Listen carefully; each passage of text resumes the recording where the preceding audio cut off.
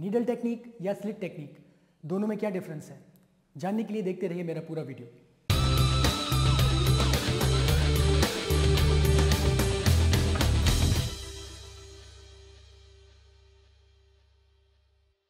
Hello everyone, this is Kabir here and you are watching hair transplant. अपने इस channel पर मैं अपने हेयर ट्रांसप्लांट के डे 1 से लेकर अब तक के फोटोज़, वीडियोज़ और नॉलेज शेयर करता हूं और अगले 1 साल तक करता रहूँगा। तो अगर आप मेरी ऐसी ही बेहतरीन वीडियोस चाहते हैं तो सब्सक्राइब करें मेरे चैनल को और साथ ही साथ बेल बटन को भी क्लिक करें।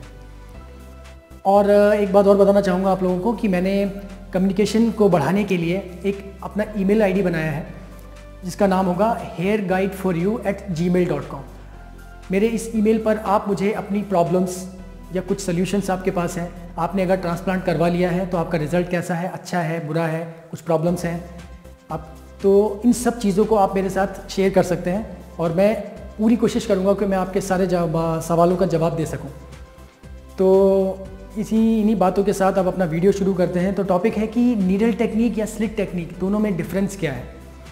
तो पहले मैं बताता हूँ, नीडल टेक्निक ऐसा होता है कि नीडल टेक्निक में जो नीडल होता है उसमें ग्राफ्ट को एक डालने के बाद साथ साथ छेद करते हैं आपके सर में और साथ ही साथ ग्राफ्ट भी डाले जा रहे होते हैं, राइट। और स्लिट में क्या होता है कि पहले होल किए जाते हैं आपके सर में, राइट, जहाँ पे ट्रांसप्लांट होना है वहाँ पे होल किए जाते हैं, उसके बाद एक एक करके ग्राफ्ट को डाला जाता है। तो सिर्फ करने के तरीके में फ़र्क है, रिज़ल्ट में कोई फ़र्क नहीं होता। इसको मैं अगर और इजी लैंग्वेज में बताऊँ आपको, सपोज़ अगर आपको बीज डालने हैं ज़मीन में तो 2 तरीके हो सकते हैं। एक तो आप साथ साथ ज़मीन को खोदने के साथ साथ उसमें बीज डालते रहें और चलते जाएं आगे। दूसरा तरीका ये हो सकता है कि आप पहले होल्स बना लें, जब पूरा होल बन गया तो बाद में चलते हुए जाएं, एक एक करके बीज डालते जाएं। तो जो साथ साथ ज़मीन को खोद भी रहे हैं और बीज भी डाल रहे हैं वो है नीडल टेक्निक। और पहले खोद दिया ज़मीन को, उसके बाद उसमें बीज डाल रहे हैं तो उसको बोलेंगे स्लिट टेक्निक। तो लोग बहुत कंफ्यूज हो रहे हैं, मेरे पास ईमेल्स आ रहे हैं इसलिए मैं आपको बोल रहा हूँ। उसमें क्या बोल रहे हैं लोग कि यार नीडल में क्या पेन कम होता है, स्लिट में ज़्यादा पेन होता है, क्या ब्लीडिंग ज़्यादा होती है, क्या होता है? ऐसा कुछ भी नहीं है, सिर्फ करने के तरीके में फ़र्क है। पेन कुछ भी नहीं होता क्योंकि पेन होने का मतलब ही नहीं है, क्योंकि आपके डोनर एरिया में और ट्रांसप्लांट जहाँ पे होना है उस एरिया में आपको एनेस्थीसिया दिया जाता है, तो वहाँ पे आपको कुछ पेन होने का मतलब ही नहीं होता। बात रही ब्लीडिंग की, तो ब्लीडिंग आपके ऊपर खुद पर निर्भर करता है, यानी कि ब्लीडिंग टाइम आपका कैसा है, क्लॉटिंग टाइम कैसा है, उस पर डिपेंड करता है। तो तभी डॉक्टर्स आपको बोलते हैं कि अगर आप ट्रांसप्लांट करने के लिए जा रहे हैं तो अगर आप स्मोकिंग और ड्रिंकिंग वगैरह करते हैं तो उसको स्टॉप कर दें 1 मंथ पहले, तो वो इसीलिए होता है। तो ब्लीडिंग का टेक्निक से कुछ लेना देना नहीं है। और दूसरी बात, जो डॉक्टर्स हैं वो अपने काम में माहिर होते हैं, तो अगर कोई डॉक्टर स्लिट में माहिर है तो कोई नीडल में होगा। तो अगर आप नीडल से वाले से कहें कि स्लिट से कर दो तो रिज़ल्ट अच्छा नहीं आएगा, अगर आप स्लिट से बोलेंगे कि नीडल से कर दो तो शायद अच्छा नहीं आएगा। डॉक्टर इस काम को बहुत बेहतर तरीके से जानते हैं और हम लोग कोई भी नहीं होते ये बताने वाले कि स्लिट बेहतर है या फिर नीडल, दोनों सेम चीज़ है, करने का तरीका अलग है। तो ये डाउट अपने दिमाग से बिल्कुल निकाल दीजिए आज के बाद कि स्लिट से करवाना है या नीडल से करवाना है, किसी से भी करवा सकते हैं। बस एक अच्छा क्लिनिक आपको चूज़ करना है, इसके बारे में मैं आपको हमेशा बोलता रहता हूँ। अच्छे डॉक्टर्स होना चाहिए, राइट, MD होना चाहिए, ENT होना चाहिए, प्लस प्लास्टिक सर्जन होना चाहिए, डर्मेटोलॉजिस्ट, इन तीनों में से कोई भी एक कर सकता है और MD भी होना चाहिए। तो इन बातों का ध्यान ज़रूर रखें।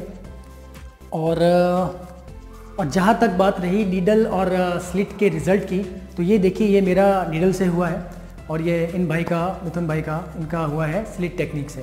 दोनों के रिज़ल्ट आपको दिख रहे हैं, दोनों के रिज़ल्ट में कोई प्रॉब्लम नहीं है, राइट।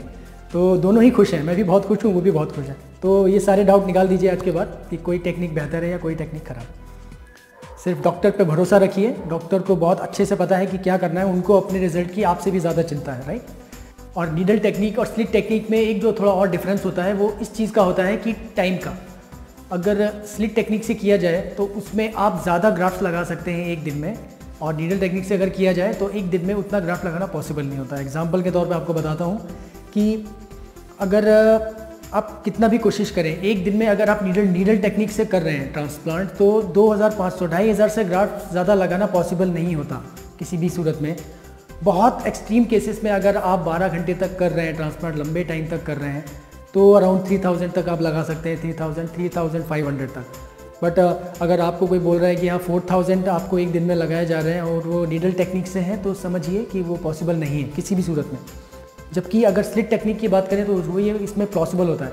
पॉसिबल होता क्यों है कि जो नीडल टेक्निक होता है, उसमें सिर्फ एक ही डॉक्टर आपका इम्प्लांट कर रहे होते हैं, एक इंडिविजुअली करते करते वो पूरा ट्रांसप्लांट एक ही डॉक्टर करते हैं। जबकि स्लिट में क्या होता है कि 3 लोग या 4 लोग या 2 लोग, एक से ज़्यादा लोग वो आपके बालों को, ग्राफ्ट्स को लगाते हैं, जिससे कि स्पीड बढ़ जाता है।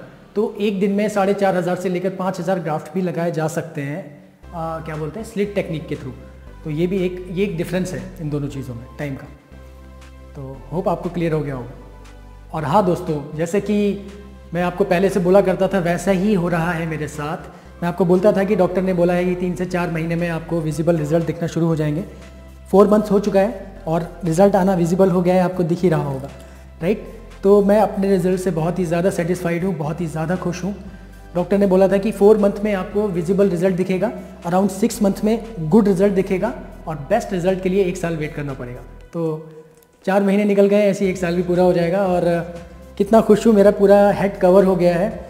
ये मेरे जो बाल हैं आप देखोगे अगर कि ये ट्रांसप्लांट से पहले के मेरा फेस और अभी का फेस कितना डिफरेंस आ जाता है, एज में कितना कमी आ जाती है।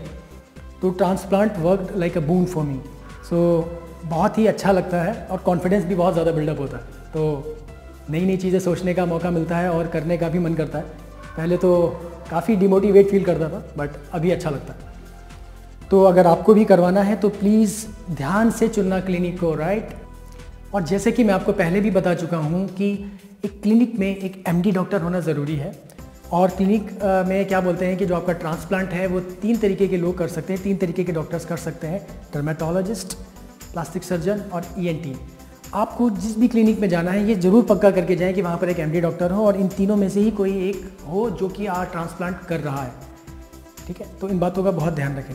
तो उम्मीद करता हूँ आपको मेरा ये वीडियो अच्छा लगा होगा। अगर अच्छा लगा हो तो लाइक कीजिएगा, और दूसरी बात, अगर आपको ऐसी ही वीडियोस चाहिए हैं तो सब्सक्राइब कीजिए मेरे चैनल को और बेल बटन भी दबाएं, क्योंकि बेल बटन नहीं दबाया तो नोटिफिकेशन नहीं मिलेगा। तो इन्हीं सब बातों के साथ कबीर इज साइनिंग ऑफ।